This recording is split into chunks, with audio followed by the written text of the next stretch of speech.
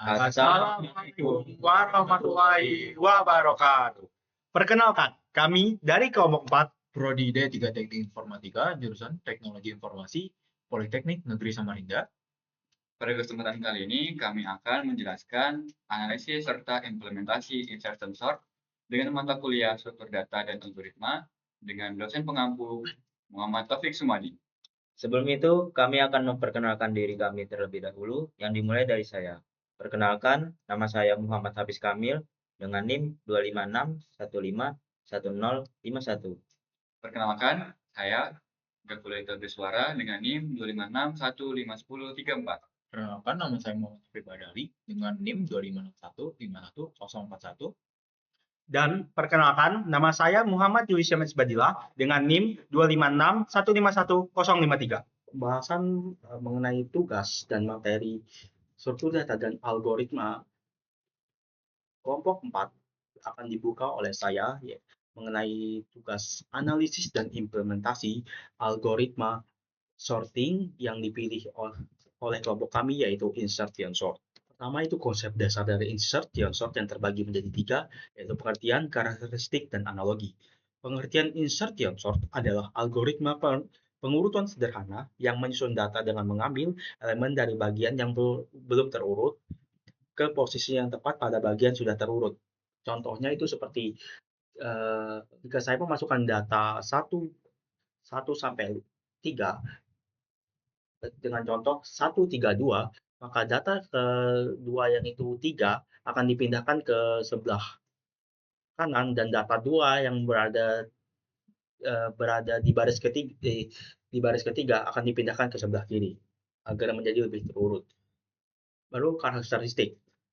Karakteristik adalah kelebihan dan kekurangan dari insertion sort. Yang pertama itu kelebihan, yaitu sederhana.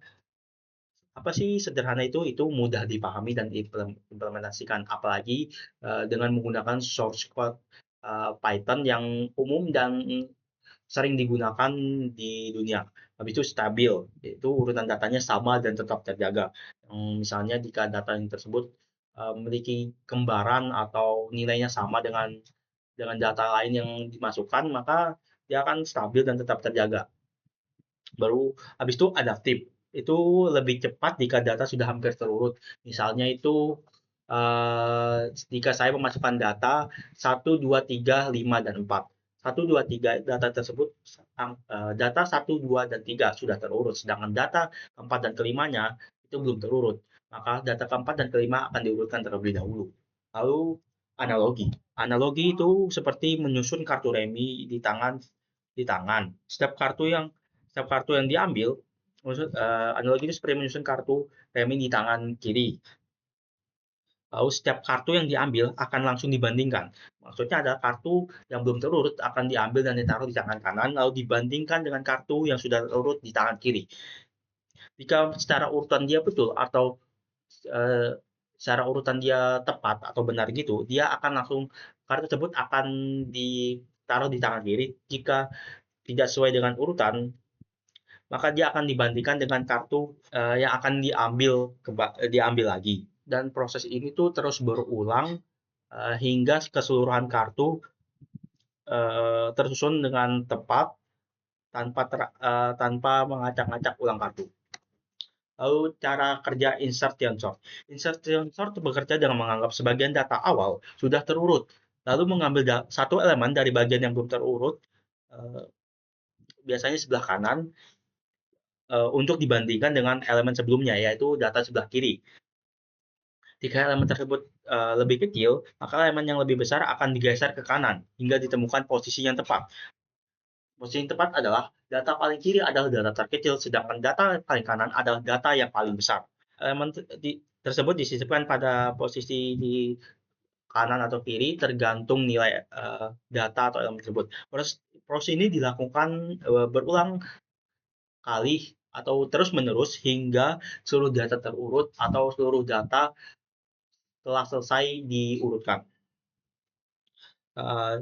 Salah satu contoh simple pada Python. Di sini kami membuat salah satu contoh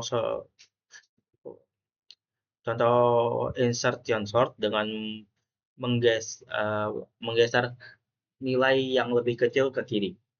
Data yang kami masukkan adalah angka 12, 13, 6, 11, dan 5. Setelah di-run, angka 13 yang tepat berada di tengah antara angka 12 yang paling kiri dan angka 6 yang di sebelah kanannya akan diambil. Lalu dibandingkan dengan angka sebelah kiri. Karena angka sebelah kiri yaitu 12 sudah menjadi angka yang paling kecil, maka angka 13 tetap. Lalu angka sebelah kanan diambil kembali dan dibandingkan dengan angka 13. Setelah dibanding angka 13 dan angka 12, setelah dibandingkan, ternyata angka 12 dan 13 lebih besar dari angka 6. Jadi angka 6 langsung dipindahkan ke yang paling kiri. Begitu juga dengan angka setelahnya yaitu angka 11. Angka 11 dibandingkan dengan angka 13 dan 12. Karena angka 11 lebih kecil dari angka 12 dan 13, dia akan langsung dipindahkan ke sebelah kiri. Setelah angka 6, karena angka 6 lebih kecil dari angka 11. Begitu juga dengan angka terakhir yaitu angka 5. Angka 5 dibandingkan dengan angka sebelah kirinya yaitu 13, 12, 11, dan 6. Nah, dibandingkan angka 5 lebih kecil di antara semua angka sebelumnya. Hasil akhirnya itu data secara terurut itu 5, 6, 11, 12, dan 13. Materi selanjutnya akan dibawakan oleh saya. Di sini ada langkah-langkah proses. Jadi yang pertama, mulai dari elemen kedua pada array indeks ke 1. Yang kedua, simpan elemen tersebut sebagai key. Yang ketiga, bandingkan key dengan elemen sebelumnya. Yang keempat, jika elemen sebelumnya lebih besar, geser ke kanan. Yang kelima, ulangi perbandingan hingga posisi yang tepat ditemukan. Yang keenam, sisipkan key pada posisi tersebut. Yang ketujuh, ulangi langkah hingga semua elemen tersebut. Selanjutnya, spesifikasi data uji. Yang pertama, sumber data. Untuk sumber data, kami diberi data oleh Bapak Taufik Sumadi di Google Classroom dengan format file txt. Yang kedua, format file. Format file ini adalah format file yang kami gunakan untuk codingan. Untuk format filenya itu Python atau PY. Yang ketiga, jumlah data. Untuk jumlah data, kami diberi 4 data, mulai dari 5.000, 10.000, 20.000, dan 40.000 data. Selanjutnya, spesifikasi perangkat. Untuk spesifik perangkat, kami menggunakan laptop Lenovo LOK15 DRX Gen 10 dengan spesifikasi CPU i7 Gen 13 700HX dengan GPU RTX 5050 dan RAM 20GB. Untuk bahasa pemrograman yang kami pakai, kami menggunakan bahasa pemrograman Python. Sekian dari saya, terima kasih.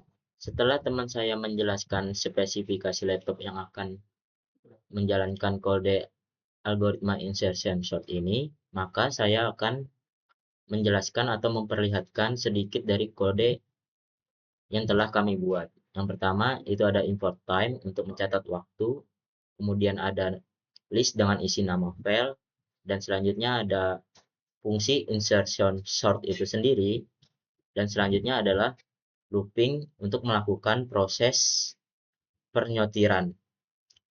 Nah, sebelumnya telah kami jalankan kode ini dan didapatkan hasilnya yaitu file 5000 txt membutuhkan waktu 0,274 detik sekian.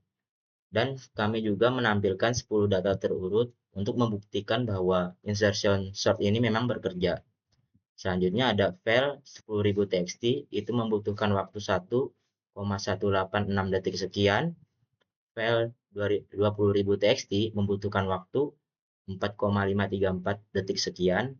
Dan yang terakhir, file 40.000 txt membutuhkan waktu 19,3305 detik sekian. Baik, selanjutnya akan dijelaskan oleh saya. Nah, berdasarkan hasil pengujian program tadi, kita konversi hasilnya menjadi berbentuk tabel. Nah, di sini kami merinci menjadi 3 kolom, yaitu nama file, jumlah data, waktu eksekusi yang berbentuk detik. Untuk nama file sendiri, file 5000 txt sesuai dengan namanya, jumlah datanya juga 5000 txt. Kita dapatkan waktu eksekusinya itu 0,2744 detik. Lalu nama file 10.000 txt dengan jumlah data 10.000, waktu eksekusinya 1,1867 detik. Yang ketiga, 20.000 txt dengan jumlah data 20.000, kita dapatkan waktu eksekusi 4,5343 detik. Yang terakhir, 40.000 txt dengan jumlah data 40.000, kita dapatkan waktu eksekusinya 19,3305 detik. Lalu dari tabel ini, kita konversi tabel tersebut menjadi diagram. Nah, setelah kita perhatikan lebih dalam, diperoleh waktu untuk berbagai ukuran data itu. Dari hasil tersebut, kita dapat melihat bahwa semakin besar jumlah datanya, maka waktu eksekusi yang dibutuhkan juga meningkat secara signifikan.